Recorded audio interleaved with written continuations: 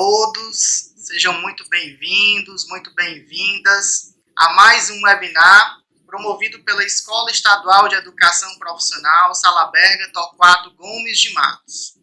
E hoje nós vamos promover diálogos sobre o racismo e a questão do negro no Brasil. Para isso, contamos com a presença de alguns professores convidados, professores amigos nossos, que vêm colaborar com esse diálogo, com as suas contribuições pessoais, estudos, pesquisas que foram desenvolvidas ao longo da sua história profissional. Contamos com a presença aqui do professor Renato Carneiro da Silva, ele que é doutorando em Educação pela Universidade Federal do Ceará, mestre em Educação pela UFC, graduado em Pedagogia pela UFC, atualmente trabalha com a formação de professores e é professor da Unifametro. Também contamos com a presença do professor José Maria Almeida Neto, ele que é doutorando em História Social pela Universidade Federal do Ceará, mestre em História Social pela mesma UFC, graduado em História também pela UFC, atualmente é professor da Prefeitura Municipal de Maracanaú. Estamos com os nossos professores da casa, né? Professora Cleide Madeiro, geógrafa, mestre em Geografia, atualmente professora de Geografia da nossa escola. E nos comentários, o nosso professor Denis Maciel, doutor em História Social, historiador, atualmente professor de História da nossa escola. Eu me chamo Ítalo Girão, vou mediar esse debate, espero que ele seja rico para os teus estudos, espero que ele seja rico inclusive para a tua formação. Só recordando, nosso webinar hoje trata do diálogo sobre racismo e a questão do negro no Brasil. E antes de passar a palavra aos nossos convidados, eu gostaria de introduzir o tema trazendo algumas informações, trazendo alguns dados importantes e que podem contribuir para esse nosso diálogo, tá? A primeira informação importante que eu quero trazer, ela vem da Organização das Nações Unidas, que diz que a população negra hoje no mundo, ela é a mais afetada pela desigualdade e pela violência. No Brasil, esse cenário ele se agrava. No Brasil, o negro ele sofre muito mais que o branco em termos de violência, em termos de desigualdade. A gente consegue perceber isso, por exemplo, na questão do mercado de trabalho. O Ministério Público Federal fez um levantamento apontando que, no mercado de trabalho, negros e pardos eles têm dificuldade ainda maior de progressão de carreira, além de desigualdade na questão do salário, ou seja, desigualdade salarial, além de serem mais vulneráveis ao assédio moral no ambiente de trabalho. Quando o espectro de análise se volta para as mulheres negras, o Atlas da Violência de 2015 nos aponta que essas mulheres sofrem 54% mais feminicídio do que mulheres brancas. Dados dos Disque 100 de 2015 nos aponta que a violência doméstica em se tratando de mulheres negras é 58% maior. Dados do Ministério da Saúde e da Fiocruz apresentam informações relacionadas à violência obstétrica e mortalidade materna. Nesses quesitos, as mulheres negras sofrem 65% mais violência obstétrica do que uma mulher branca e 53% mais mortalidade materna do que uma mulher branca. Dados do Instituto Unibanco de 2018 nos apontam que 49% de jovens homens negros em 2018 não estavam nem no ensino médio, nem haviam concluído o ensino médio e nem estavam no mercado de trabalho. Ou seja, quando a gente pega a faixa etária entre 15 e 17 anos e faz a divisão, faz o recorte para homens negros, 49% não estão estudando, não estão gerando renda, não tem qualquer possibilidade para o seu próprio futuro, né? Quando esse dado se volta para mulheres negras, 32% de mulheres jovens entre 15 e 17 anos, negras, em 2018, não estavam no ensino médio, não estavam no mercado de trabalho e não tinham concluído os estudos, ou seja, não estavam na universidade.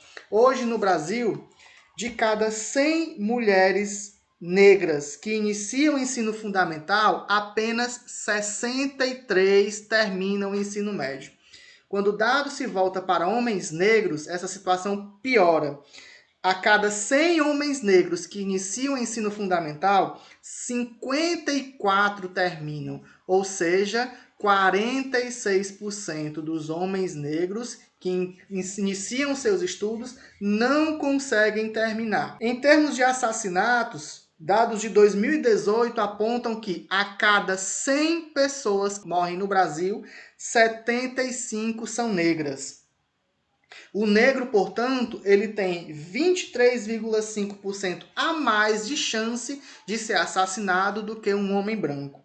A população carcerária, a população prisional do Brasil, 61,6% dessa população é formada de pessoas negras. Ou seja, dados que apontam a desigualdade e apontam uma severa ruptura de igualdade entre homens, mulheres brancos e homens, mulheres negros. Há uma desigualdade ainda mais severa quando estamos lidando com a questão racial. E sobre isso, gostaria então de convidar os professores que aqui estão presentes nesse webinar para fazer uso da sua fala. Olá, é um prazer, né, estar aqui com vocês nesse momento para conversar sobre um tema que é tão importante, né, e que também requer muita sensibilidade e muita reflexão para a gente. Vou começar falando, né, sobre o racismo estrutural. A gente vai falar sobre o entendimento do racismo na nossa sociedade e a importância de enfrentá-lo, né? Que caminhos a gente pode trilhar para poder enfrentar. Então, o racismo, né, a gente vai dizer, ele é estrutural porque ele vai estar alicerçado nas estruturas, a sociedade vai estar alicerçada sobre estruturas racistas. E o que é que isso quer dizer? Quer dizer que a gente tem como base, na sociedade brasileira, o racismo. Baseado em quê? Baseado em alguns dados, né, em algumas questões que precisam ser analisadas historicamente. Então, a primeira delas é o fato de que o Brasil foi o último país do continente americano a abolir a escravidão. Mas esse não é o principal. Antes mesmo de nós abolirmos a escravidão, a gente já foi pensando, né, em como iria ser tratado o negro, né, como o negro foi tratado também após esse período da escravidão, da abolição assinada pela princesa, né, a gente tem toda essa questão também de crítica a esse momento, e a gente vai ter um novo lugar do negro, uma reconfiguração da forma como o negro é tratado na sociedade. Então, o racismo, ele não é simplesmente um resultado da escravidão, né? Esse é também uma reconfiguração, né, da forma como o negro é tratado. Então, o negro é tratado de uma forma no período da escravidão e esse tratamento ele é reconfigurado após a escravidão. E aí a gente tem alguns marcos, né? Alguns períodos que vão nos orientar. Que marcos são esses? Né? São alguns marcos históricos em forma de leis. E aí a gente vai ter, em 1824, a lei que proíbe os negros de estudar. Em 1850, a lei proíbe os negros de comprarem terras. Em 1888, a lei áurea, né, em 1889, a proclamação da República. E aí a gente vai pensar, né, o Estado, né, vai ter que pensar em quem vai trabalhar a partir dessa República, né, quem que vai constituir essa República, quem será o trabalhador dessa República. O que é que vai acontecer?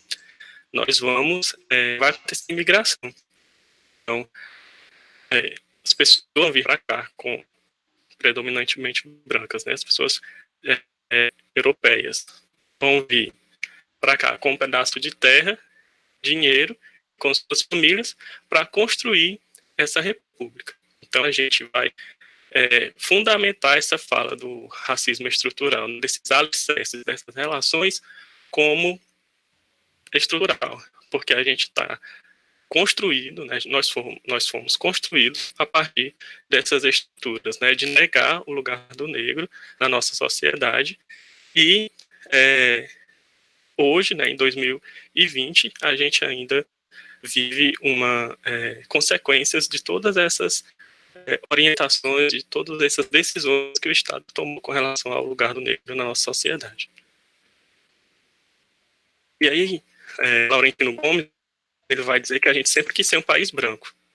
E que o racismo, né, o Silvio Almeida vai falar que o racismo é o normal da vida social.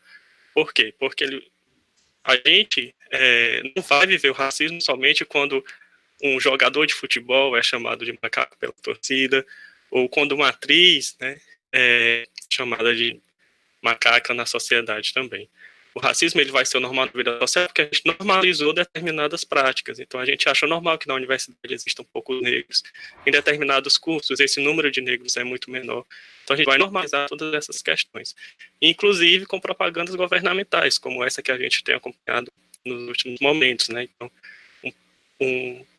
uma propaganda onde a maioria das crianças, todas as crianças, na verdade, são brancas.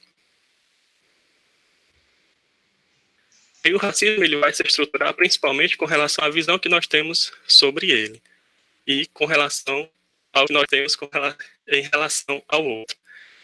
Uma pesquisa foi feita, né, em 2014, se não me engano, essa pesquisa. Ela foram realizadas 2 perguntas às pessoas. Você é racista? E se você conhece alguém racista?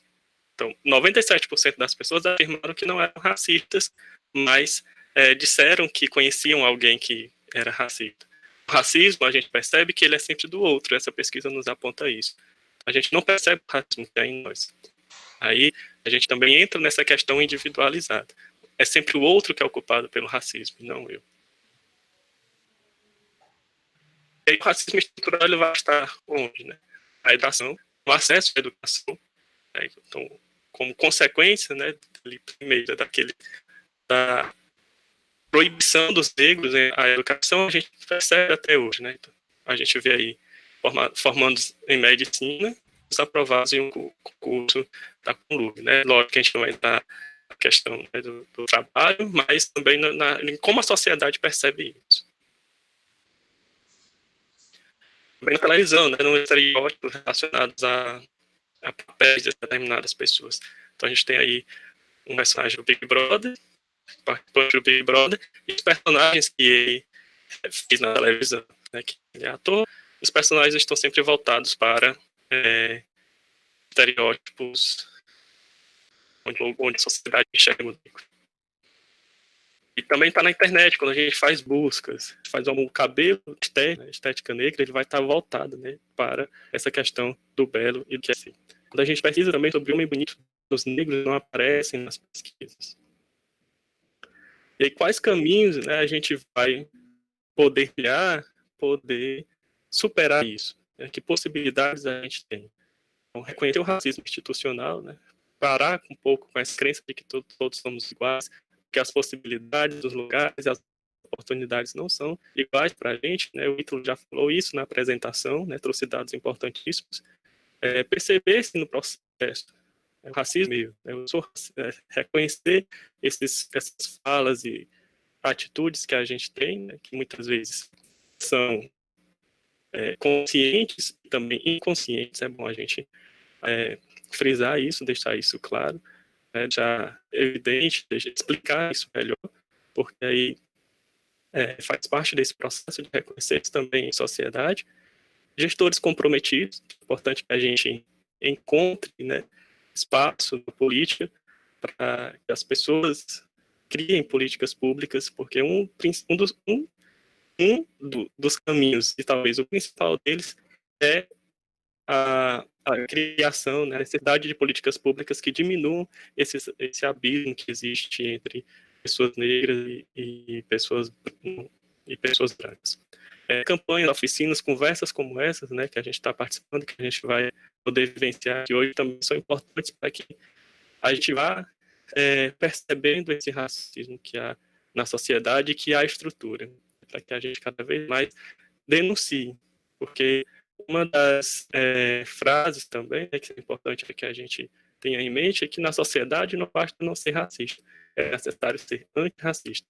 Não basta apenas eu dizer que não sou racista, é preciso que eu aponte e indique e encontre caminhos para que a gente melhore essas nossas relações e dê mais oportunidade e dê mais lugares para as pessoas negras e dignidade para as pessoas, de igualdade de oportunidades. É isso. Obrigado. Muito bem. Muito obrigado aí, professor, pelas suas contribuições. Ótimas contribuições, por sinal. E seguindo o nosso cronograma, eu convido então a professora Cleide Madeiro a fazer palavra e complementar esse diálogo sobre a questão do racismo. Professora Cleide. Olá a todos. Hoje nós vamos falar de um tema imprescindível para a gente compreender o Brasil, que é a questão racial, né?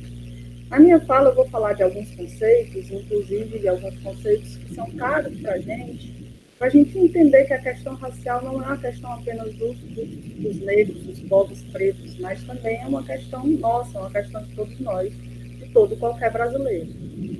E aí eu vou fazer uma apresentação, vamos começar aqui a nossa apresentação, e a gente vai entender um pouquinho o que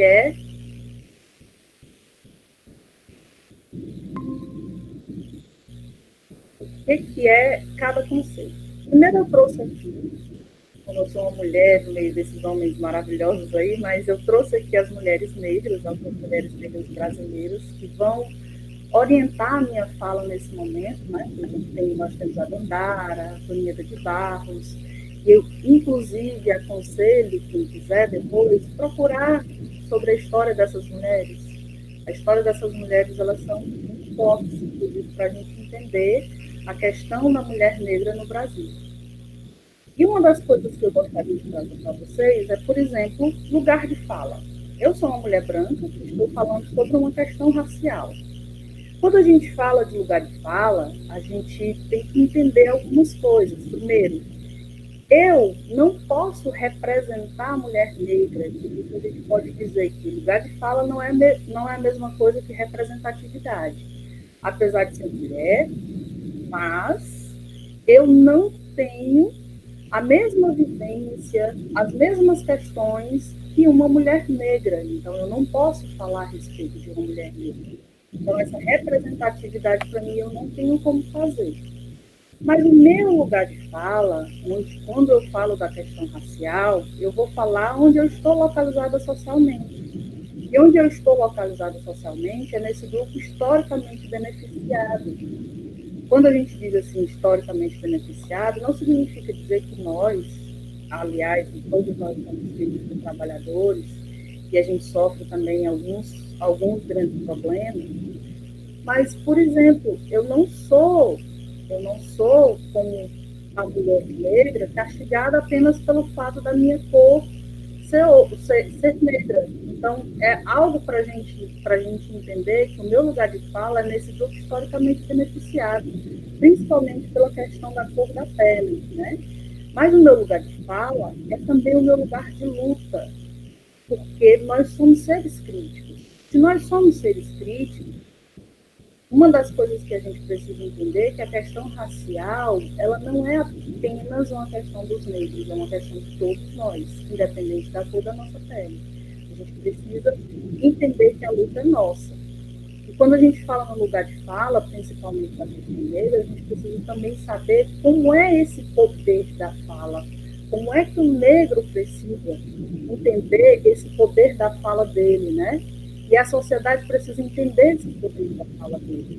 E uma das coisas que a gente pode dizer é que esse poder da fala tem muito a ver com, principalmente, aquilo que foi negado. Uma das coisas que a gente pode dizer, assim, que desde o Brasil colônia, é negado direitos ao povo preto, ao povo negro. A primeira coisa que eles não tiveram, assim, que aportaram aqui nas terras do Brasil, a primeira coisa que eles não tiveram direito foi a liberdade. Eles não tinham liberdade. Depois, eles não tiveram acesso à terra, nem acesso aos direitos básicos, e nem direito à voz. Isso ainda perdura, né? A gente pode dizer que isso ainda perdura. Ao longo dos anos, a gente vamos perguntar quais são os direitos básicos que o povo preto tem. O acesso à terra, esse direito à voz, nós temos, eles têm. Então, é uma das coisas que a gente precisa se perguntar. E uma das coisas que nós também temos que ter em mente é que tudo isso passa por políticas públicas. E essas políticas públicas, principalmente na questão da saúde, educação, moradia, e quando eu falo moradia, que é todo o ciclo que compõe a moradia, que é o saneamento básico, é o acesso, a própria mobilidade, com alimentação de qualidade, o acesso à questão do meio ambiente. A gente pergunta, o povo negro tem isso? Tem essas políticas públicas? Né? Tem todas essas políticas públicas? Para a gente entender melhor isso, no próximo slide a gente vai perguntar, qual é o endereço do povo preto? O endereço onde eles moram, onde eles vivem, e aí a gente vai ter que fazer, inclusive, também uma pergunta, até um questionamento. Vejam aí que no bairro mais rico da cidade de vocês, quantos negros moram lá? Mas se a gente for para os bairros como Nós BH, um bairro mais empobrecido, a gente pergunta, quantos negros moram lá? Isso significa dizer que o endereço do povo preto, na maioria das vezes, são as periferias, as favelas, os aglomerados subnormais, conforme o IBGE aqui, né? As comunidades. Todos esses nomes, eles falam de um mesmo território, de um mesmo local. Mas percebam que cada um desses nomes, eles carregam coisas que são, que a gente pode dizer assim, quem é que fala periferia? Quem fala periferia normalmente são aquelas pessoas da elite, que vê aqueles locais como favelas, né? Aglomerados subnormais. É porque o IBGE ele já considera alguns locais, ele vai fazer essa consideração de alguns locais, conforme o tamanho da propriedade. Mas quando a gente diz comunidades justamente pelo fato de aquelas pessoas que moram lá, elas não são consideradas, por exemplo, faveladas ou apenas periféricas, mas são pessoas que têm toda uma cultura, que têm toda uma outra questão. Então, cada nome desses ele vem carregado de uma simbologia, e são essas simbologias que a gente precisa entender. E aí, voltando de novo aqui para as políticas públicas, a gente presta atenção que no endereço onde mora as pessoas, o povo negro, a gente não tem essas políticas públicas, como, por exemplo, saúde, educação, moradia, de qualidade. Quando nós temos essas políticas públicas, normalmente elas são ineficientes. E aí a gente vê um outro contraponto. Nesses locais onde nós não temos a eficiência da educação, da saúde, da moradia, nós temos uma outra coisa que o Estado chega com uma maior força, que é esse braço repressor do Estado, ele chega com maior força. Não se tem saúde, não se tem educação, mas se tem o controle do Estado. Esse controle do Estado é justamente para controlar aquela quantidade de pessoas que estão naquele determinado local, que normalmente o próprio Estado foi que fez com que essas pessoas estivessem nesse território. E aí a gente tem que ter duas coisas em mente. Nós temos essa pele-alva, certo? E nós temos no Brasil uma coisa que a gente chama de pele-alvo. E a gente se pergunta, balas perdidas são achadas em corpos negros. Isso é certo? Isso normalmente a gente deixa como se, a gente passa como se isso fosse naturalizado. Ah, morreu mais um negro, foi assassinado mais um negro. E aí a gente nem faz uma desnaturalização disso. A gente, é como se fosse apenas mais uma estatística. Isso é uma questão sistêmica, isso é uma questão do sistema. O sistema faz assim. E às vezes a gente não se pergunta. Uma das coisas que nós precisamos entender é que nós precisamos desnaturalizar isso. Por exemplo, não é natural nós não termos uma quantidade significativa de pessoas negras dentro da universidade, já que nós somos uma população onde a maioria é negra. Se a gente vê nas salas de aula, nós temos uma maioria branca e talvez um ou dois ou três negros no máximo. Isso é natural? Por que isso não é natural? Essas são perguntas que nós precisamos fazer. Essas são perguntas que a gente precisa ter, né? E respostas, e procurar essas respostas, desnaturalizar isso. Outra coisa, quantos professores negros, quantos intelectuais negros, quantas intelectuais negras nós além a gente já teve acesso? Isso parece que é natural, nós não temos esses, mas nós temos. Agora, uma questão é, como ter acesso a isso? De que forma a gente tem acesso a isso? Nós temos uma cultura que é uma cultura branca em que diz que os intelectuais são brancos. Mas na geografia, por exemplo, nós temos um grande intelectual negro, que é o Milton Santos, e várias outras mulheres que escreveram, e vários outros que a gente precisa conhecer. E aí a gente tem que ter uma coisa muito peculiar dentro dessa nossa sociedade, é esse responsabilizar. Qual é a minha responsabilidade, por exemplo, em não perpetuar a questão do racismo? Como é que eu posso quebrar essa cadeia do racismo? E essa responsabilidade, como eu disse, digo de novo, não é apenas do povo negro, é de todos nós. É de todos nós. Nós precisamos nos responsabilizar dentro do nosso local de fala, claro, como é que nós temos, quais são as alternativas que nós temos para poder quebrar um pouco da questão, quebrar o racismo estrutural, para quebrar esse racismo tão intrínseco à nossa cultura. E claro que tem que ser, né? Nós temos que fazer essa pergunta, como é que nós podemos contribuir para uma sociedade individual? E aí a gente tem que ver o grande papel do Estado. O grande papel do Estado é, logicamente, com as políticas públicas. E nós temos que defender, nós temos que cobrar, nós temos que exigir que essas políticas públicas elas sejam feitas. Mas elas também não podem ser feitas de qualquer forma. Elas têm que ser feitas consultando principalmente as minorias. E, nesse caso, consultando principalmente a quem é de direito, que é, por exemplo, o povo preto. Certo? E aí a gente pode citar, por exemplo, uma das políticas públicas que fez toda uma diferença, que está fazendo uma diferença. Uma dessas políticas públicas foram as cotas raciais. As cotas raciais para que pudesse ser, a população negra pudesse ingressar na universidade.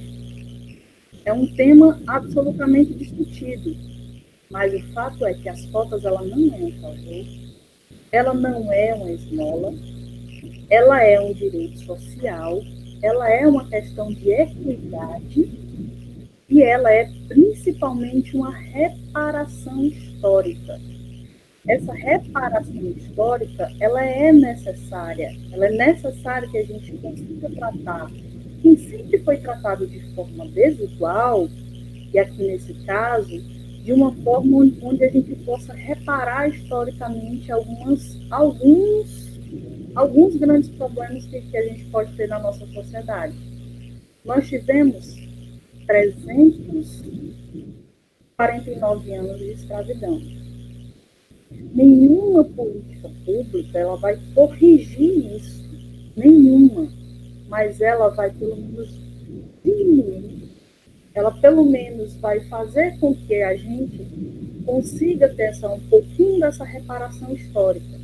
E essa reparação histórica, ela é absolutamente necessária. E uma das coisas que a gente pode falar, principalmente sobre isso, são os movimentos. Os movimentos populares que tratam sobre essa questão, eles são movimentos que conseguiram muitas coisas desde o Brasil colônia. Tá? Então, a gente precisa entender que esses movimentos, eles sempre tiveram uma linha de frente, mas isso não significa dizer que eles estão escritos na história. A nossa história ela é escrita pelo povo branco, mas a gente precisa fazer um resgate desses movimentos.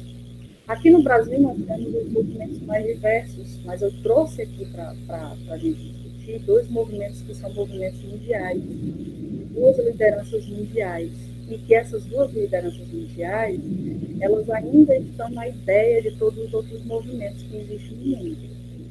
2 grandes líderes, como, por exemplo, Malcolm X e Martin Luther King, os 2, eles traziam formas diferentes, essas formas diferentes de atuar. Malcolm X, por exemplo, ele tinha uma forma, a gente pode dizer assim, mais incisiva, enquanto Martin Luther King era mais pacifista. Martin Luther King, inclusive, tem uma frase que ele fala: eu tenho um sonho que todos nós, independente da cor da pele, sejamos iguais. Já Malcolm X, ele já dizia que, na verdade, a luta teria que ser muito mais incisiva, porque quem era privilegiado não queria perder os seus privilégios. Esses privilégios eles teriam que ser tomados, vamos dizer assim, à força.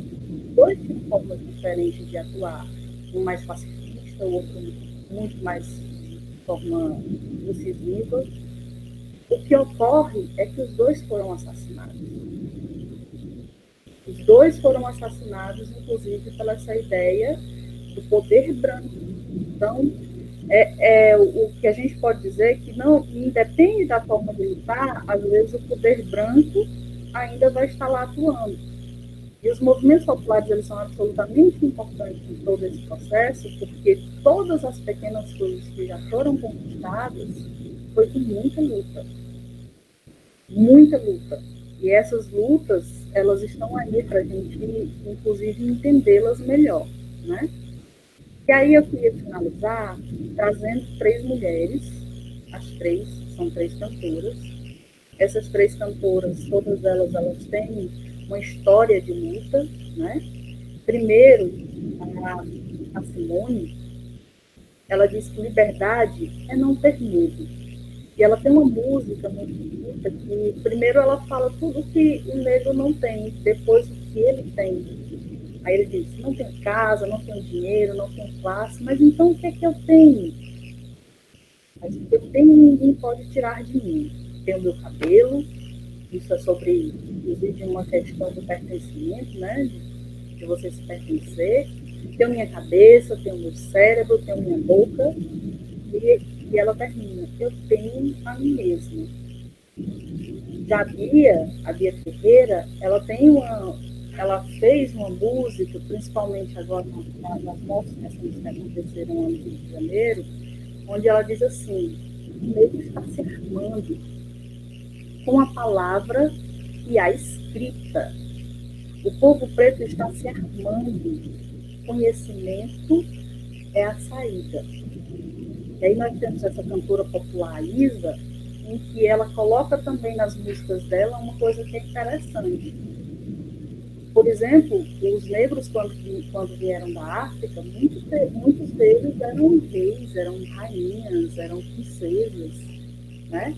E ela resgata isso dentro da sua letra, quando ela diz assim: vou reerguer meu castelo, ferro e martelo, reconquistar o que eu perdi. Sempre fiquei quieta, mas agora eu vou falar. Se você tem boca, aprenda a falar.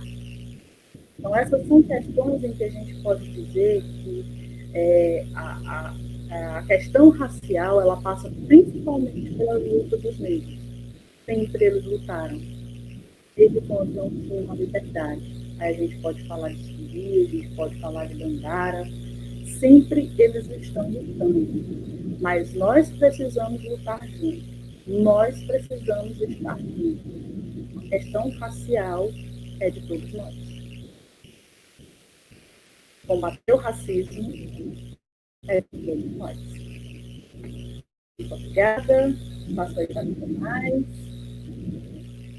Muito bem, professora Cleide. Parabéns pela sua apresentação.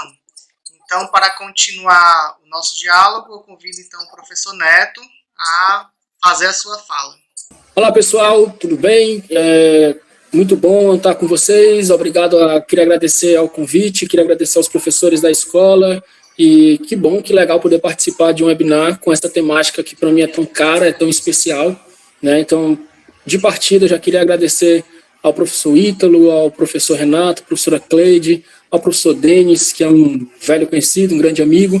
Obrigado pelo espaço e por poder participar com vocês, de alguma forma contribuir e também aprender, né? Espero que vocês estejam bem, apesar do isolamento, apesar de nós estarmos vivendo um período difícil, mas que é necessário que fiquem em casa, que é necessário que todos contribuam para um retorno.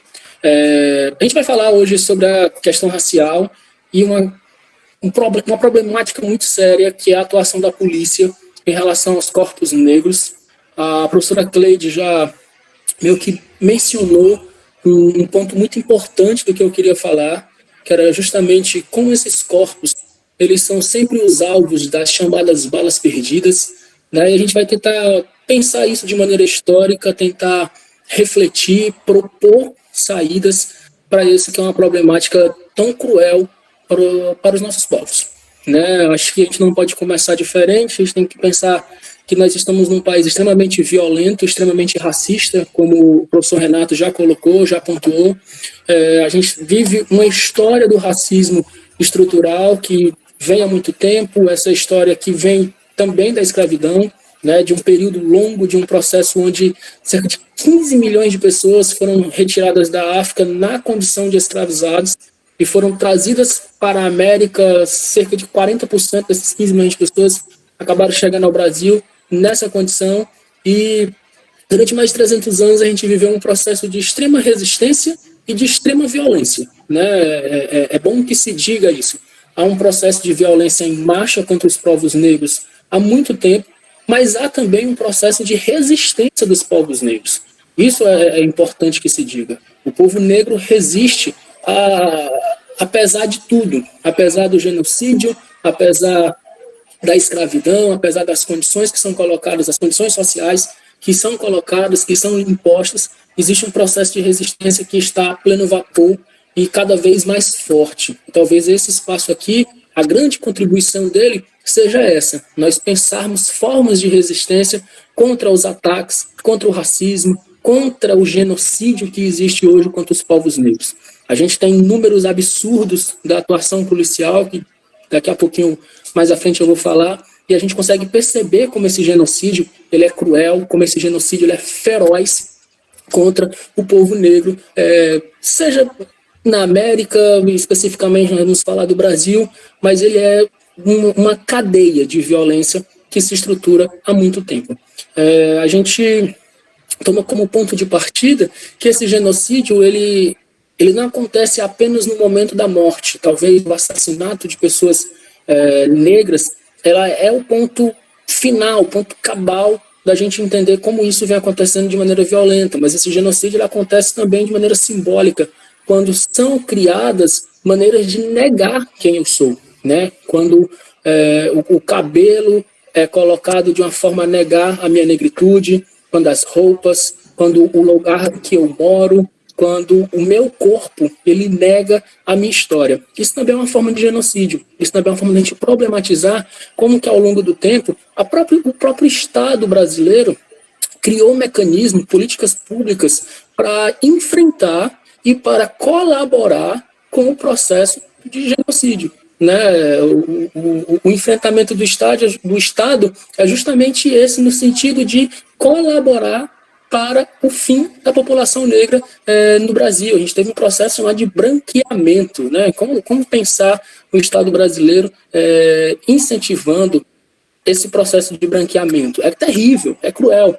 E apesar de tudo isso, nós estamos aqui, nós resistimos e estamos aqui para contar a história e para buscar soluções, né? Acho que o mais importante é esse ponto. Existe uma reprodução desse racismo na atividade policial. Infelizmente, quando nós olhamos a sociedade brasileira, que é uma sociedade extremamente racista, apesar de, como o professor Renato pontuou, né, muitos dizem que não são racistas, mas conhecem alguém que é. Alguma coisa não bate nessa conta, né? Alguma coisa está errada nessa pesquisa. E, infelizmente, um dos espaços, uma das instituições que reproduz esse racismo, que existe uma atividade de reprodução do racismo, infelizmente, a atividade da polícia militar no Brasil. E aí é uma atividade que, segundo a ONU, a PM no Brasil é uma instituição, uma das mais violentas do mundo, né? E a gente começa a ver números, começa a comparar dados com outros países, começa a perceber como que isso é um problema gravíssimo, como que as cidades sofrem com a atuação da PM nas periferias, e aqui não necessariamente estou falando do Ceará, mas também, né? Mas a gente pode alargar isso para as periferias de São Paulo, a gente pode alargar isso para a periferia do Rio de Janeiro, periferia de Belo Horizonte, de Belém, das grandes cidades, né? Nós pensarmos o processo de constituição da cidade como um próprio processo de violência, onde as pessoas mais pobres, as pessoas de maior vulnerabilidade social vão sendo afastadas dos centros, vão sendo colocadas às margens, e aonde a atuação do Estado chega é a partir de uma ação violenta, é a partir de uma atuação que é muito mais para reprimir do que para produzir e dar oportunidades, né? Talvez onde você mora, talvez aí onde você estuda, você consegue perceber muito bem isso. Fico falando aqui com alguns professores de geografia, e isso é sistemático, né? Isso é perceptível. Como que as cidades elas foram se estruturando também nessa condição de produzir lugares onde a atuação violenta da polícia ela pode ser referenciada. Por que o corpo negro sempre encontra a bala perdida? Porque o policial pensa 2, 3 vezes a colocar a mão na arma, a depender do bairro onde ele está, a depender da região onde ele está atuando, né? Infelizmente, no Brasil, a gente tem de 100 pessoas assassinadas, de 100 vítimas de assassinato, 75 são negras. Esse é um dado de 2018. Isso é um dado gritante, é alarmante. Quando 75 pessoas, num total de 100, são pessoas negras assassinadas, a gente está colocando aí um ponto que é um genocídio em massa, sendo atualizado dia após dia. Todos os dias que a gente liga a televisão, abre a internet, acessa um blog, acessa um site, a gente vê notícias que se referem a isso. A gente vê um mapa da violência que vai colocando em exemplos e mais exemplos, e às vezes nós perdemos a sensibilidade e esses exemplos viram apenas números de pessoas que foram assassinadas em condições de injustiça. Segundo o Fórum de Segurança Pública, 62% dos moradores das cidades têm medo da polícia. Olha que ironia. A instituição que deveria ser referenciada como uma instituição do Estado, uma representação do Estado, que é dever do Estado promover segurança pública e proteção aos seus cidadãos, é a instituição que os moradores da própria cidade têm medo, né? E aí por que tem medo?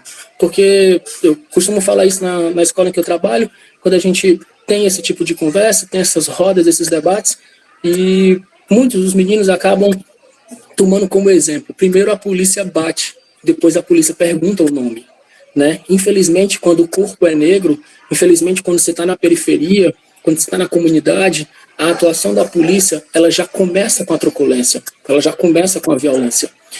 Um outro dado que é alarmante, né, para a gente tentar pontuar como isso é um problema, no Rio de Janeiro, talvez o estado que atualmente a polícia mais mata, 6.160 pessoas morreram por policiais em 2018. Estou falando de 6.000 pessoas. Existem cidades que têm população muito menor do que essa. Eu não estou falando isso ao longo de uma década. Estou falando que no ano de 2018, 6.160 pessoas morreram por atuação da polícia. Em quais condições de atuação? Inúmeras. A atividade policial exige também isso, mas a atividade policial muitas das vezes extrapola aquilo que lhe é colocado como objetivo. Um outro dado que a gente pode tentar pincelar e tentar procurar entender, ver como que isso é grave: 56% das mortes produzidas por PM, pela Polícia Militar, são de pessoas negras, né? Aquilo que nós conversávamos no início e que a professora Cleide já se referia. Os negros são os que mais morrem. Os negros é o que está... A população negra é uma população que dentro do sistema carcerário é a que está mais presente. E aí isso não pode ser naturalizado. Nós não podemos tomar isso apenas como um dado e os números ficarem frios numa pesquisa, mapeados, e a gente não conseguir problematizar.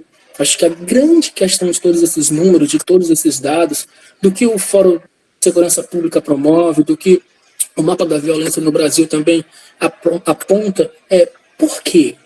Como que historicamente isso foi constituído? Não é natural que essa violência aconteça. Não é natural, inclusive, que a PM, que é a que mais mata, mas que é também a que mais morre, torne isso completamente natural e não se problematize. Como que a população brasileira tem medo da polícia? 62% é um número alarmante. Como que essa população brasileira tem medo da polícia e a gente não consegue problematizar como que a polícia deveria atuar? Qual deveria ser a melhor forma de atuação da polícia nas comunidades, nas periferias das grandes cidades, né? E aí, acho que um ponto central para a gente dar continuidade a esse debate é pensar que é preciso fundamentalmente, é de fundamental importância a garantia de direitos humanos, né? Quando eu tenho corpos negros mortos pela atuação de truculência da polícia, o que está sendo ferido ali é o corpo, o que está sendo ferido ali é uma família que perdeu um adolescente, uma criança, um jovem. Em sua maioria, essas vítimas são homens, jovens, entre 16 e 29 anos. São meninos que às vezes estavam dentro de casa, são meninos que às vezes estavam dentro da escola, voltando do campo de futebol, e tiveram, nesse momento, a garantia fundamental do direito humano, que é a vida, retirado. Eu acho que o ponto principal que a gente tem que se pensar aqui é como é que a gente pode pensar medidas e saídas para não acontecer novamente o que vem acontecendo há décadas, o que vem acontecendo há séculos, né? Que é uma pessoa perseguindo a outra e, em sua maioria, você já parte de um pressuposto que a pessoa que está sendo perseguida é negra, né? Eu escolhi esse tema e escolhi falar sobre a atuação da polícia em relação ao racismo, em relação às questões raciais no Brasil hoje, muito comovido e muito pensando no que aconteceu na última semana. E talvez se a gente fizer essa roda de conversa daqui a uma semana, nós teremos novos exemplos, infelizmente. Porque semana passada a gente teve o caso do João Pedro, mas eu posso falar do João Pedro, eu posso falar da Agatha Félix, eu posso falar do Cauê Ribeiro, do Cauã Rosário, eu posso falar de 69 casos que nos últimos anos aconteceram de mortes de criança. Adivinha a cor da pele dessas crianças? Negras.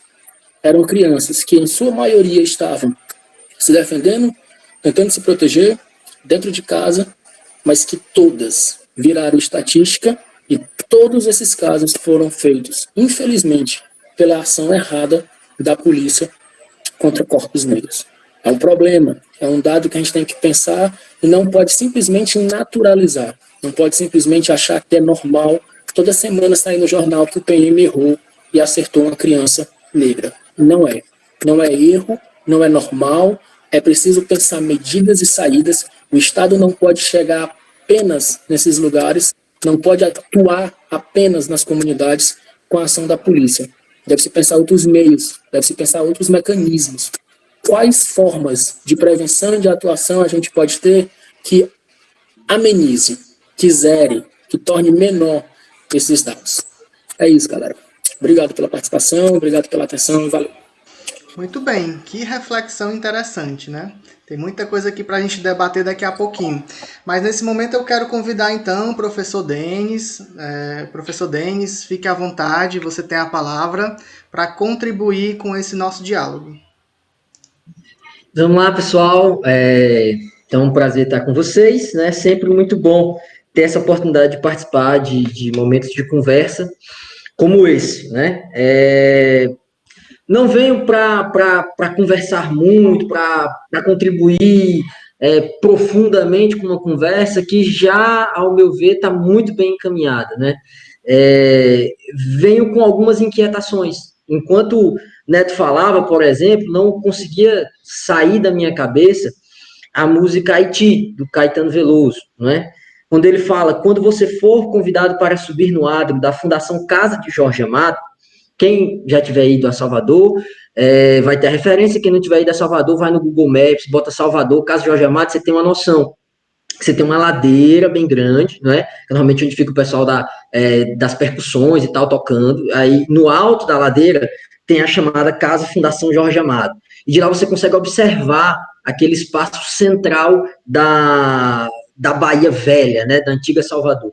E aí ele fala que de lá, para ver do alto, a fila de soldados, quase todos pretos, dando porrada na nuca de malandros pretos, de ladrões mulatos e outros quase brancos, tratados como pretos, só para mostrar aos outros quase pretos, e são quase todos pretos, e aos quase brancos, pobres como pretos, como é que pretos, pobres e mulatos, e quase brancos, quase pretos de tão pobres, são tratados, né?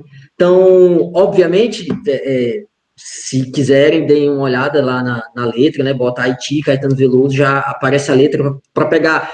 Mas ele faz questão de enfatizar, né? Nessa repetição da palavra preto, ele nos mostra uma relação extremamente cruel, né? Tanto das forças policiais, que, né, ao fim e ao cabo, deveriam ser, né, aqueles que fariam a proteção do povo brasileiro, como também desses elementos típicos do racismo estrutural, que os colegas já comentaram, né? Eu tenho uma identificação de que se alguém está sendo maltratado, eu automaticamente associo que seja um indivíduo preto, né? E aí por isso ele faz essa brincadeira de quase brancos, mas tratados como pretos, né? E por aí ele vai fazendo esse jogo de palavras para que a gente perceba que, infelizmente, no Brasil, a violência, ela tem cor, ela tem idade, né?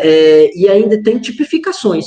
Quando a gente fala de assassinatos, a gente tem um indivíduo que morre no Brasil, essencialmente um homem jovem, preto, morador de periferia. Quando eu falo da violência, principalmente de ordem sexual, doméstica e não doméstica, eu estou falando de mulheres pretas, né? O professor Ítalo, logo no começo, nos apresentou alguns dados do IPEA, né, que falavam sobre essa questão da violência e tal, que tem por base o Disque 100, né, que é um instrumento muito importante para a denúncia de violência doméstica. No ano de 2017, o Disque 100 apontou que a gente tinha conseguido uma coisa muito importante, que era um decréscimo de pelo menos 10% no número de notificações por parte de mulheres brancas. No que diz respeito às mulheres pretas, essas notificações haviam subido para quase 60%. Né? Então, a gente ainda tem questões que precisam ser muito bem trabalhadas, né? A objetificação do corpo preto, né? Visualizado com uma ideia de lascívia, com uma ideia de um comportamento que nos remete a uma frase que era extremamente infeliz e extremamente comum no Brasil colonial, em que se diziam, né? As brancas a obrigação e as pretas a diversão. A gente, infelizmente, constrói ainda no Brasil um país que não entende o tamanho da importância da negritude, né? Estava pegando alguns dados para a nossa conversa e fiquei admirado porque tem algumas coisas que estão na nossa cara e a gente muitas vezes não percebe, né? O Brasil é o segundo país mais negro do mundo em números reais. Quando a gente pega, não é percentual, é quando eu pego números totais. Né? É o primeiro país do mundo fora da África. A gente só perde no mundo em quantidade de homens e mulheres negras para a Nigéria. Então, não é à toa que o padre Antônio Vieira, salvo engano, dizia, né? O Brasil tem corpo na América e alma na África. Então, a gente está falando de uma alma que, obviamente, foi trazida para cá à força, foi escoada à força. Né?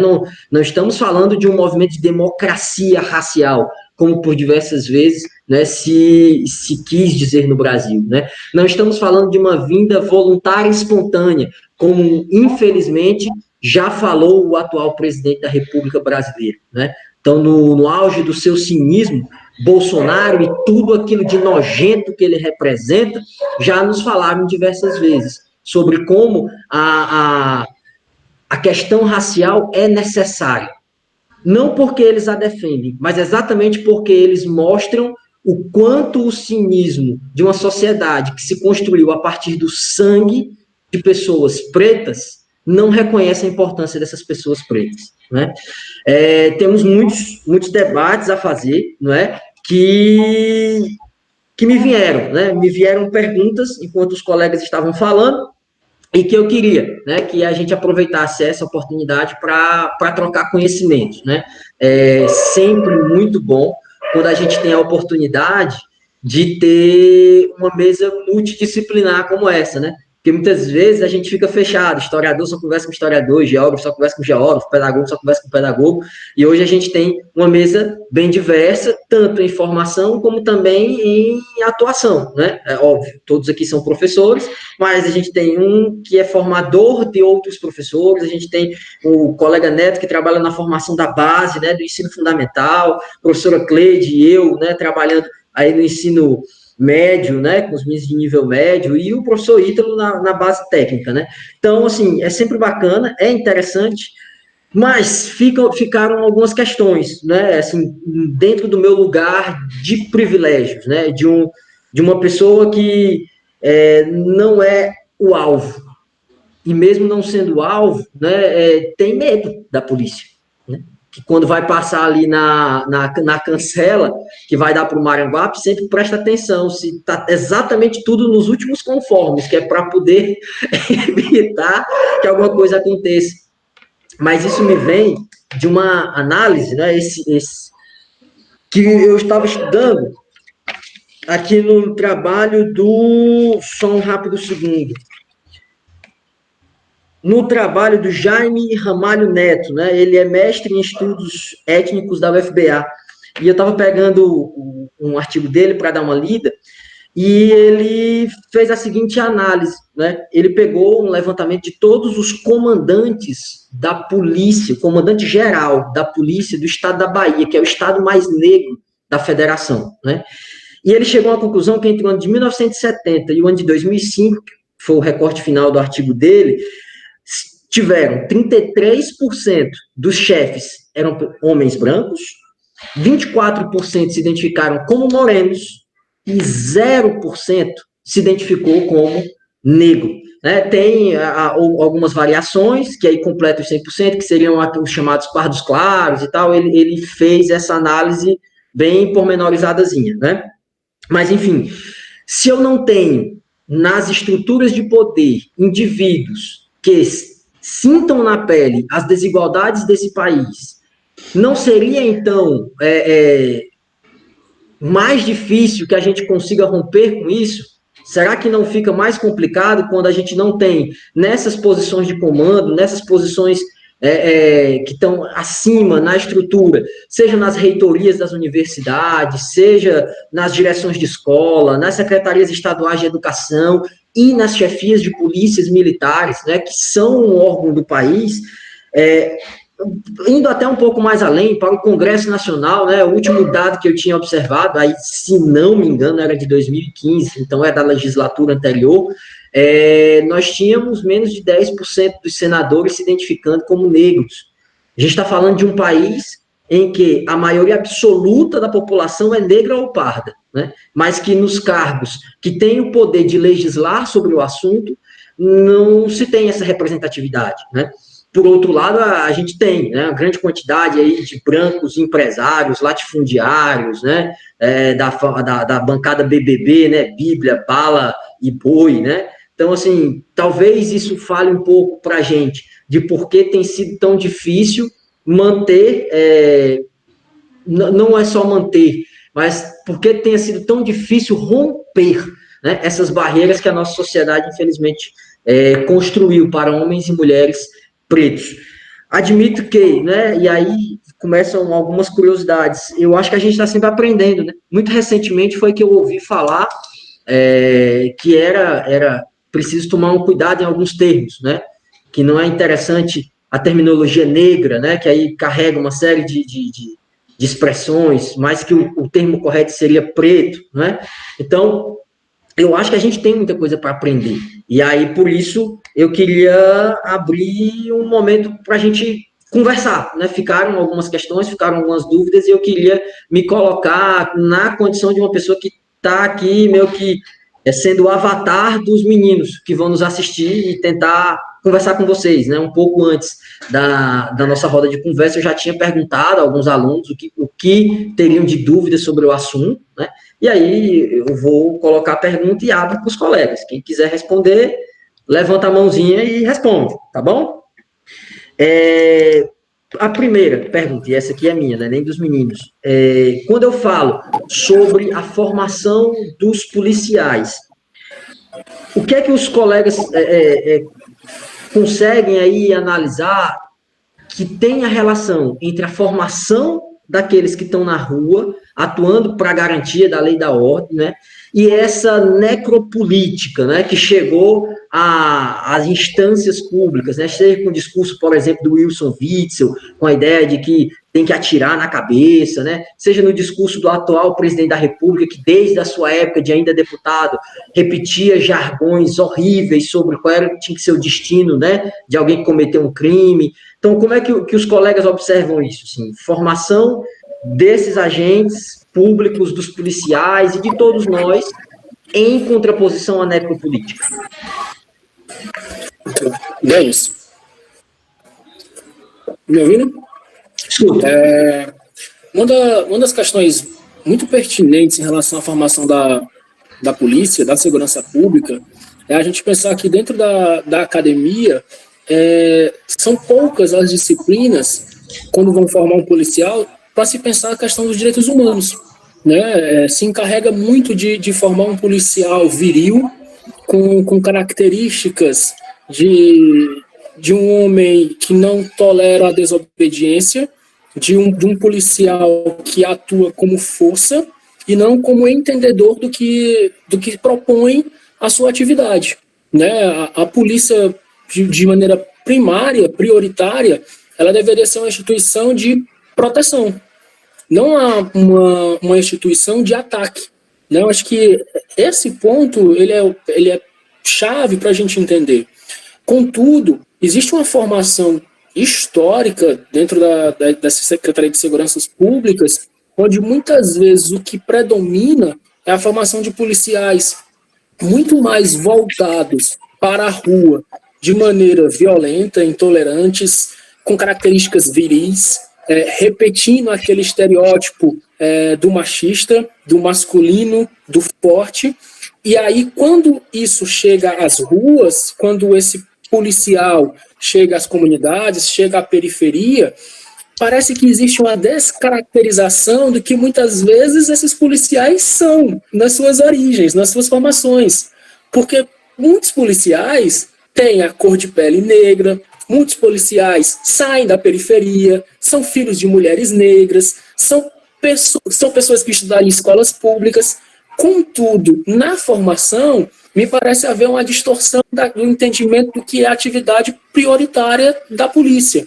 Me parece que na formação haver um distanciamento em detrimento de uma valorização desse personagem, né? E aí dá até para a gente pensar historicamente o que essa pessoa que atua na sociedade com o poder de possuir uma arma de fogo, o que é essa pessoa que atua na sociedade com o poder de vigiar o outro, né? E aí a gente consegue perceber que esse é um formato, uma maneira de formar a polícia que ela muitas vezes esconde, por exemplo, que a polícia também morre.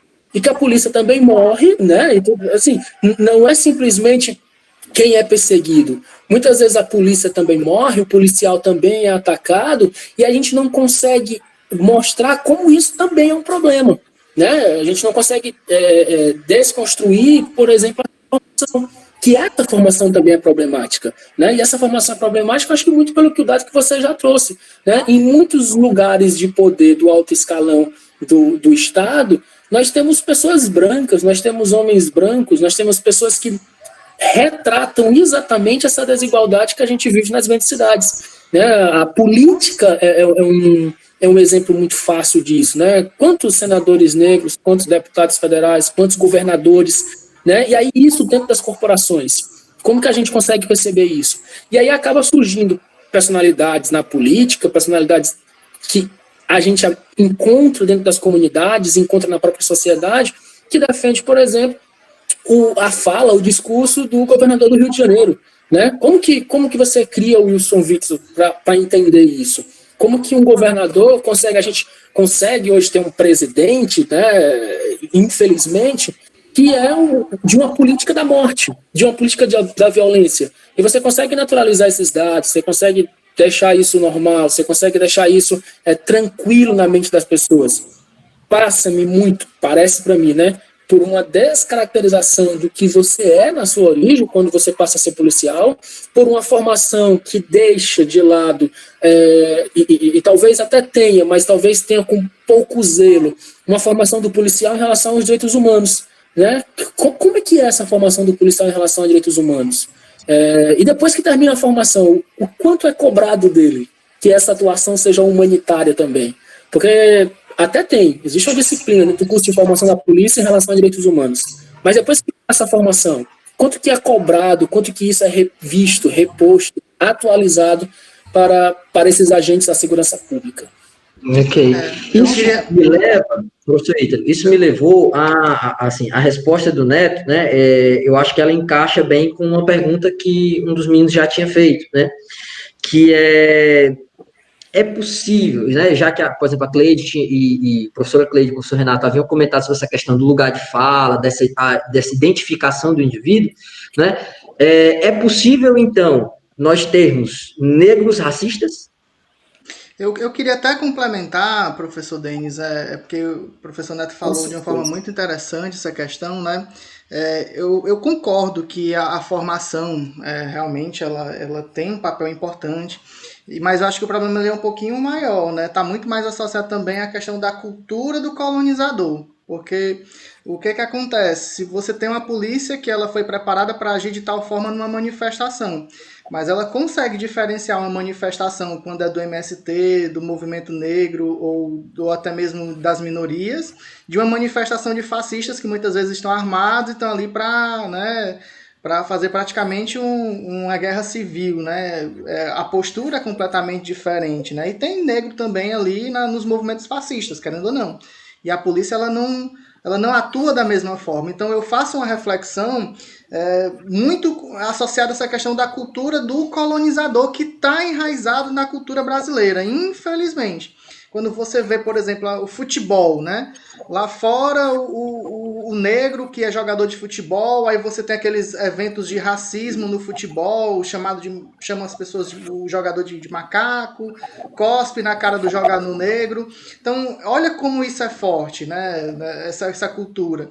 E eu acho que, querendo ou não, isso acaba foi trazido para a cultura brasileira. Nós somos um povo misturado, um povo essencialmente negro, um povo essencialmente múltiplo nos termos genéticos mesmo, né? A nossa raiz ela é miscigenada, né? Mas a gente não consegue valorizar essa miscigenação e acaba trazendo para a nossa realidade ou para os nossos costumes uma forma de pensar que é uma forma racista, que é uma forma antidemocrática, é uma forma que é contrária ao movimento popular, que é contrária às minorias e que vem de fora. Eu não consigo entender, eu não consigo conceber a ideia de que esse tipo de postura é uma postura essencialmente brasileira. É uma influência do colonizador. Então, eu acho que eu até proponho para a gente debater, né? Será que a gênese desse racismo que existe no Brasil, ele existe de fato? Até que ponto essa cultura do colonizador influenciou essa forma de pensar do brasileiro que está aí, está na rua, está posto, né? E como é que a gente pode trabalhar para mudar essa realidade? Qual o papel da educação nesse sentido, né? Será que a gente consegue ou a gente precisa de mais história para poder mudar um pouquinho, né? Então eu até coloco isso daí e espero que a gente possa ampliar ainda mais. Quem quiser falar, fica à vontade. Eu queria falar. Interessante quando a gente pergunta quando o professor Ítalo fala a cultura. Gente, percebam só. Essas pessoas vão passar a vida inteira sofrendo por conta da sua cultura. sofrendo seu corpo, dizem do seu cabelo, dizem, né, sofrendo por isso. Essa cultura não impôs ao povo negro, ao povo preto, ela impôs, inclusive, essa defensiva, e às vezes a defensiva ele se negar com o corpo negro. Aí eu queria que os meninos me ajudassem nisso, se fizer um pouco dessa visão, de vez em quando se negar, para ver se conseguia se inserir nessa sociedade que já discriminava. Por exemplo, quando eu falo das mulheres alisar o cabelo, por quê? Porque ela quer ser aceita. Né? Ela quer ser aceita dentro daquela, vamos dizer assim, daquele momento de beleza, onde todas as mulheres têm o cabelo liso. Né? Então, vamos dizer assim, né, que a sociedade diz que é. Então, eu não sei, eu não diria assim, será que ele é racista ou ele foi levado a ter um pensamento racista? Eu acho que a cultura é um pouco disso, né? Ele foi levado a isso, ele foi. Por isso, quando eu digo que o movimento popular também é um movimento educador, ele foi um movimento educador para o próprio negro, para o negro se reconhecer como negro. Aí, falando sobre essa história de negro, preto, afrodescendente, que o professor falou, até como a gente chama, eu também pesquisei sobre isso, né, para a gente ter o cuidado da forma como que a gente vai falar. E aqui no Brasil tem uma coisa muito peculiar, que eles veem, por exemplo, o preto como cor, o negro como raça, e a afrodescendente como mais bonitinha, a forma mais bonitinha de dizer. Só que, pelo que eu li, e aí os meninos também podem me ajudar em relação a isso, não é o termo, é a forma como é dita. A forma como é dita, aí é sim, ela pode ser racista. Mas se eu chamar uma pessoa de preta, se chamar uma pessoa de negra, ou chamar uma pessoa de afrodescendente, em um formato que não é carregado de racismo, aí sim é uma coisa. Isso foi uma das coisas que eu consegui entender dentro desse contexto, né? Dentro desse contexto. Uma outra coisa também que é muito que foi falada é essa questão do colorismo. Tem essa miscelânea de cores, né? Uma pessoa mais negra, outra pessoa não, outra pessoa mesmo negra se reconhece como pardo. Mas, às vezes, é dito isso para minimizar a questão da cor. E isso são coisas aí realmente culturais. Isso são coisas que a gente precisa estar aberto a esse diálogo de como é que a gente pode ter uma outra palavrinha aí que a gente chama de respeito independente de cor for. Como é que a gente consegue construir esse respeito? Né? Como é que eu consigo construir esse respeito com o outro, independente de cor, de sexo, e por aí vai. Eu acho que essas são questões que permeiam tudo isso, né? Que nos fazem permitir, inclusive, a estudar sempre. A gente está estudando sempre.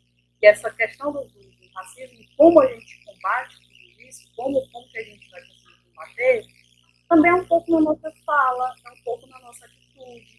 É quando a gente percebe que o outro começou em um discurso, entre aspas, racista, que às vezes nem ele mesmo percebe, mas como a gente já tem um pouco a visão, a gente vai lá e alerta. Opa, você já pensou que essa fala aqui é um pouco racista? Você já pensou que essa forma de dizer que você sempre achou natural não é legal para o outro? Né? É desnaturalizar essas coisas, desnaturalizar essa questão negra. Eu acho que essa questão, principalmente de como é tratada essa visão, a gente precisa desnaturalizar isso.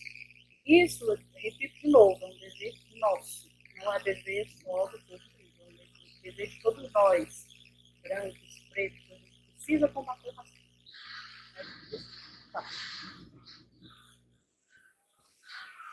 Muito bem, alguém gostaria de complementar?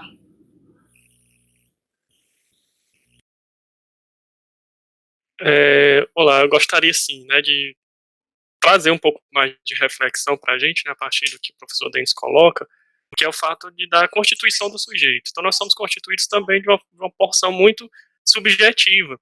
Então, a gente, dentro da sociedade, vai criando também estereótipos, né, e o machismo vai nos tomando conta, enquanto homens, de uma porção muito grande dessa subjetividade. Então, qual é o homem ideal? Né? O homem ideal é aquele forte, que oprime, que usa da violência, né, que está em uma posição de destaque na sociedade. Então, o policial, talvez, quando ele passa, né, nesse concurso, vai para a rua, ele está nesse ideal subjetivo. né, de homem, de macho, né, de trabalhador, enfim, né, nesse imaginário, que vai fazer com que ele também esteja, com que ele não se reconheça nesse lugar, né, de homem que veio da favela, como o professor Neto falou, que é preto, que tem uma família, que vem de uma condição social também de vulnerabilidade, para poder ser aquele que ele sempre desejou, né, que a sociedade sempre plantou na nossa subjetividade, na nossa construção do nosso ser.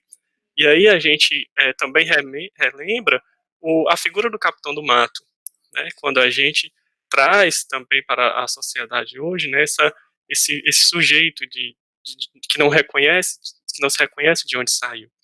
E aí a gente também pode colocar como um debate, uma reflexão aqui, a justificativa da não existência do racismo reverso, né? Tudo isso que nós falamos aqui agora é a justificativa para a não existência do racismo reverso na sociedade. O racismo reverso ele não existe porque as bases da sociedade não existem na nossa estrutura, nunca existiu, né, uma opressão do preto pelo branco, né? Na verdade, foi ao contrário, né? Foi o branco que oprimiu o preto. Então, dentro dessa situação que eu gostaria de pontuar a minha fala e contribuir aí com a discussão. Eu acho interessantíssimo isso que o Renato pontuou agora, porque eu acho que a gente pode alargar ainda mais, Renato, e mostrar assim, olha, a cor de pele nunca foi um fator que dificultou o meu acesso a um trabalho, a cor de pele nunca foi um fator que dificultou o meu acesso ao banco, a um supermercado, a cor de pele nunca foi um fator que dificultou o acesso de uma pessoa mudar de calçada porque vinha. Então, quando você fala de racismo reverso, né, é complicadíssimo, porque quando você é negro, você sabe que ao entrar no banco, alguém vai estar te olhando de outro jeito, né? Você sabe que quando você vem numa calçada à noite sozinho e encontra a pessoa do outro lado vindo na direção oposta, a pessoa também vai reagir de outro jeito, né? Então, só sabe o que é ser preto, só sabe o que é ser negro quando a gente consegue perceber essas nuances que tem dentro da sociedade, né? Esses movimentos que tem dentro da sociedade, nas ruas, nas instituições, dentro da polícia, como eu acabei pontuando de maneira mais específica, mas que isso vai se espalhando para outros órgãos, para outros momentos de relação, né? Eu acho que em relação à formação dos policiais, em relação a quem é esse sujeito, é muito interessante também pensar uma frase que a gente vê muito nas manifestações, manifestação de rua principalmente, quando a gente fala, né, palavras de ordem em relação à polícia, se é enfardado, você também é explorado. Porque a posição do policial, que muitas vezes é negro, é também a posição de um trabalhador, que também é explorado, que também ganha mal, que também vive uma profissão extremamente estressante, né? E que isso não é colocado, isso não é pontuado pelo Estado, e aí tudo isso volta dentro de uma sociedade que historicamente foi construída desigual, que historicamente, Ítalo, aquilo que você pontuou, quando se está em uma manifestação de classe média alta, se posiciona de um jeito, e quando está numa manifestação onde é de professores, por exemplo, a ordem é outra, o uso da violência se dá com maior facilidade, né? Isso não acontece da noite para o dia, isso é uma construção, isso foi um processo, né? E esse processo ele vem arraigado na história do Brasil há muito tempo. Muito isso. Bem, eu queria até... Perdão, tá. Só para fazer um adendo, nessa fala do Neto aí, acaba de vez com o discurso da meritocracia, né? Não existe essa ideia de meritocracia, é ilusão achar que existe essa ideia de meritocracia, que o branco vai competir em mesmas condições com o negro, ou vice-versa. Isso não pode, é ingenuidade achar que isso é uma realidade. Mas aí eu queria dar a palavra ao professor Renato e depois o professor Denis, tá? Ok. Só para contribuir também com relação quando você perguntou sobre a educação, né? Que caminhos a educação pode trilhar e contribuir. Eu acho importante um debate como esse, uma conversa como essa acontecer em uma escola, porque eu não lembro, né? Estudei com o Denis, eu não lembro da gente ter uma conversa como essa na nossa época de ensino médio. Então, por quê? Porque a escola, o que é a escola? Para que a escola prepara? Né, ou tem preparado, ou majoritariamente prepara? Para passar no vestibular. Então, o lugar de discussões como essas dentro do currículo escolar é muito pequeno. Então, a escola está ali dentro de moldes para que as práticas indiquem o sucesso do sujeito, que é a aprovação no vestibular. Então, tanto é que a gente vai para a escola para ser alguém, para ser gente, né? Então, inclusive, até uma denúncia com relação a isso, né? O mal-estar, porque não precisa ser gente para passar pela escola. Não precisa, e aí a gente, né, a importância desse debate, né? A gente já vê mudanças nesse sentido, para conscientizar, para pensar, para refletir, até porque, assim, essa indicação, quando eu estou dando aula sobre isso para os meninos, é muito da minha angústia também, porque eu não ensino alguém a não ser racista. A gente pode refletir, a gente pode conversar sobre, a gente aponta, a gente indica, a gente dá exemplos, mas no final da aula eu não consigo dizer quem saiu dali racista ou não, quem aprendeu alguma coisa. E aí essa é uma angústia, então, inclusive, enquanto professor, porque essa decisão é uma decisão do sujeito. É diferente de quando eu estou dando aula de matemática, que eu digo que 2 mais 2 é igual a 4, e aí quem, no final, colocou a resposta como 4, conseguiu aprender, né, sendo bem simplório. Mas em algo que trata de humanidade, de subjetividade, de consciência, a gente não tem tanto essa garantia. Então, a educação, ela tem a sua importância, e aí a gente, né, louva uma situação, uma aprendizagem em um momento como esse. Parabéns à escola. Muito obrigado. Professor Denis? Eu queria aproveitar o mote, né, das falas sobre a questão da meritocracia para trazer uma breve reflexão e uma questão que aí foi a última que os meninos me pontuaram antes da nossa conversa, né? É interessante, né, quando a gente tem uma frasezinha que normalmente é utilizada quando se estuda sobre ditadura militar, né, que é a frase da anistia, né, que nós, aqui no Brasil, replicamos uma frase que ela vem lá da Alemanha por conta da Segunda Guerra Mundial, né, se fala para que não se esqueça, para que nunca mais aconteça, né. Então, assim, tendo em vista essa afirmação, né, como a gente vinha falando, existe todo um processo para a compreensão da questão racial no Brasil. Eu estava, inclusive, estudando, me deparei com uma informação, né, que a gente normalmente fala da questão da escravidão e tal, e meio que parece que após a abolição, o tema negro no Brasil, ele dá uma desaparecida, né?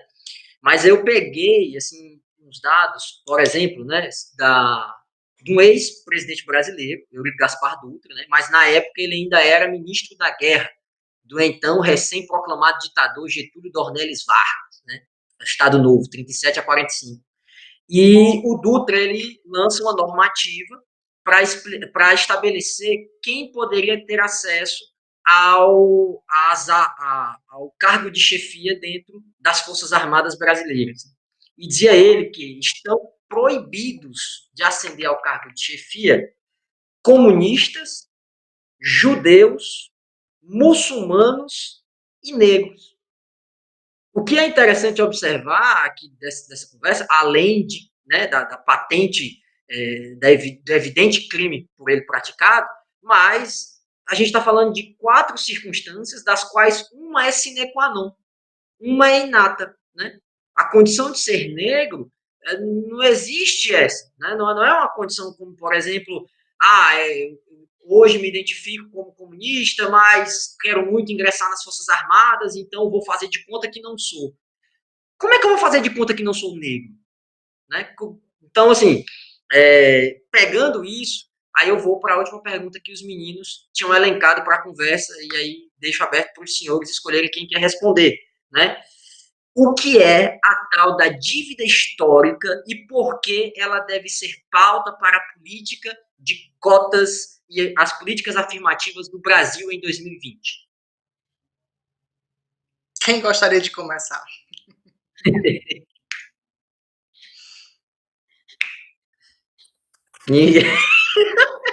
Vamos lá.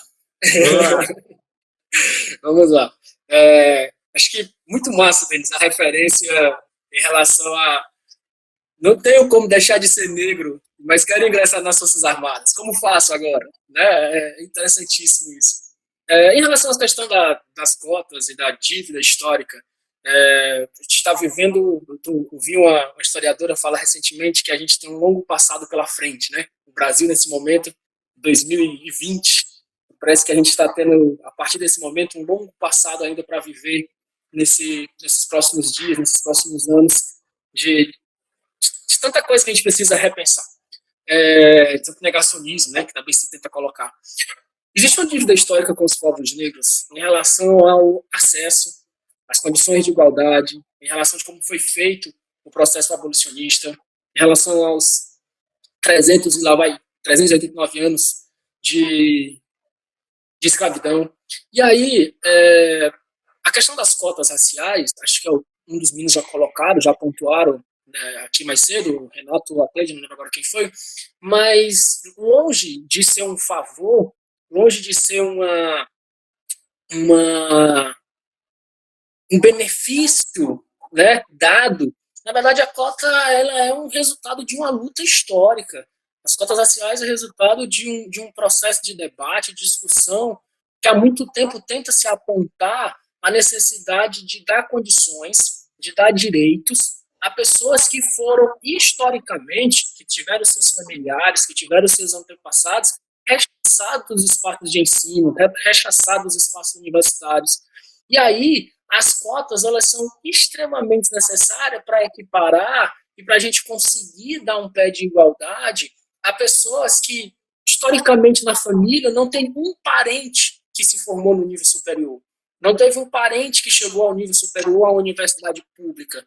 As cotas, elas talvez diminuam a incrível e a enorme desigualdade que existe entre as classes. E, no final das contas, aqui o que a gente está discutindo, debatendo por conta da existência das diferenças das classes sociais, existe uma parcela gigante que sofre morando nas periferias, sem acesso a saneamento básico, sem acesso à educação de qualidade, sem perspectiva de trabalho, sem perspectiva de vida.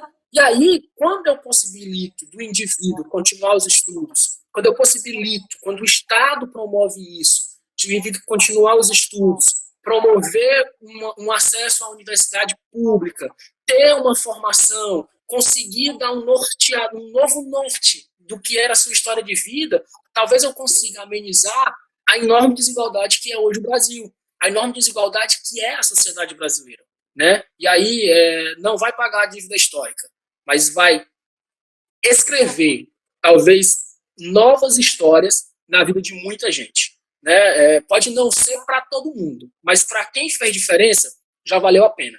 Se a cota racial ela fez diferença para uma pessoa, ela já valeu a pena. E pelo que eu tenho visto e percebido, ela fez diferença para muita gente. E muita gente de cor negra. Eu particularmente acho que a resposta é nesse caminho mesmo aí, viu, Neto? Eu queria até recordar o que eu disse no começo. De 100 pessoas, de 100 homens negros que iniciam os estudos, apenas 54 terminam o ensino médio. E aí você pergunta por que essa diferença, né? Por que aí 46% não termina o ensino médio? Porque ele está preocupado em não morrer, ele está preocupado em não sofrer violência, ele está preocupado em não morrer de fome. Então, como dizer que esse patamar, né, está em pé de igualdade em se tratando de homens brancos e homens negros? Não existe igualdade. Então, muito mais do que reparar uma dívida histórica, que eu acredito que esse também caminho é válido, esse caminho também é válido, porque existe sim uma dívida histórica, mas para além disso, é uma questão de garantir igualdade de competição, igualdade realmente de que aquele homem negro, aquela mulher negra, possam realmente ascender ao ensino superior, possam ascender a um trabalho que ofereça melhores condições, melhores salários, né? Coisa que, se a gente for observar em termos de desigualdade que existe no Brasil, isso não é realidade. Então, é, de fato, um trabalho que se consolida ou que se propõe para que haja igualdade, equidade num país tão desigual, né? Dentro dessa discussão, a gente ainda coloca, né, o fato de darmos ao Estado a responsabilidade disso, né, a responsabilidade dessa reparação, né, do pagamento dessa dívida, já que foi ele, né, que muitas vezes, quando a gente olha para a história, foi ele quem gerou essa dívida, né, quando negou, quando não teve um plano para os negros pós-escravidão, quando não deu oportunidade para os negros, priorizando pessoas brancas para poder montar, estruturar essa sociedade. Então, a gente fala dentro dessa perspectiva também da responsabilidade do Estado. Essa dívida não é nossa, essa dívida é do Estado, e ele que precisa reparar. Muito bem. Eu quero falar um pouquinho. Tem uma coisa interessante quando a gente fala em relação ao Estado. Tudo isso que foi conseguido até agora, a gente pode dizer assim, uma luta árdua, né? Os movimentos populares, os movimentos negros, foi uma luta árdua. Tudo aquilo que o Estado já disponibilizou, pouquíssimas coisas, foi por conta da luta dos negros. Por exemplo, quando a gente fala da escravidão, os negros lutaram para que tivesse a sua liberdade. A gente não pode esquecer de Zumbi, a gente não pode esquecer de Dandara, a gente não pode esquecer dessas pessoas, não pode esquecer que a luta deles, a gente pode dizer com toda certeza, eles que estão conquistando esses pequenos degraus. A luta deles está conquistando esses pequenos degraus. E eu queria trazer um tema recente, Thelma do BBB. Thelminha do BBB, uma mulher negra, a única da sua sala de medicina negra, né? E é uma coisa que a gente precisa pensar. Por que ela foi rechaçada, né? Por que todo mundo dizia que ela não merecia ganhar, ou qualquer coisa desse tipo? Por que a mulher, quando a gente fala do corpo negro, por que a mulher negra é tratada também apenas como uma subalterna, ou então tratada como apenas para atividade doméstica? Por que isso? E uma coisa que a gente precisa pensar em relação ao Estado é que, lógico, passa pelas políticas públicas, mas as políticas públicas que o Estado tem que fazer, ele precisa consultar as minorias. Não só consultar, ele precisa validar o que essas minorias pedem, né? Porque na maioria das vezes o que eles fazem? Tem uma política pública de cima para baixo, e não uma política pública construída com os movimentos. Isso é uma das coisas que a gente precisa atentar, uma das coisas que a gente precisa pensar, como é que a gente pode pensar nessas políticas públicas construídas junto com o movimento. Isso é algo para a gente ver, né? Ver todas as possibilidades. É isso aí. Muito bem. Gente, a nossa conversa ela tá muito boa, mas eu preciso encaminhar aqui o final do nosso webinar, né? Porque já está durando bastante. Então, assim, eu quero propor para a gente ir para o último bloco, o bloco das considerações finais, onde cada um vai poder aí fazer o seu destaque, fazer a sua reflexão última, para que a gente possa encerrar esse nosso bate-papo. Quem gostaria de começar? Vou começar, já que eu comecei o processo, né, da discussão, da explanação. Mais uma vez agradecer, né, a oportunidade, o convite do professor Denis, que eu respeito muito, não só como amigo, mas também como profissional, como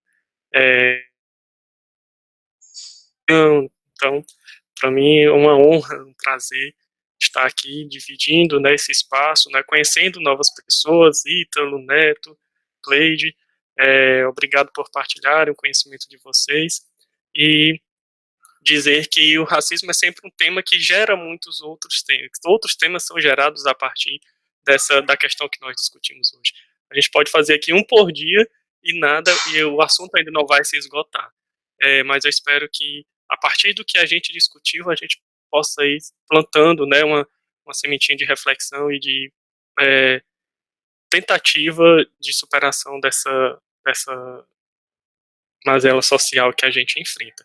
Então, muito obrigado. Obrigado, Salaberga. Tchau, tchau. Próximo.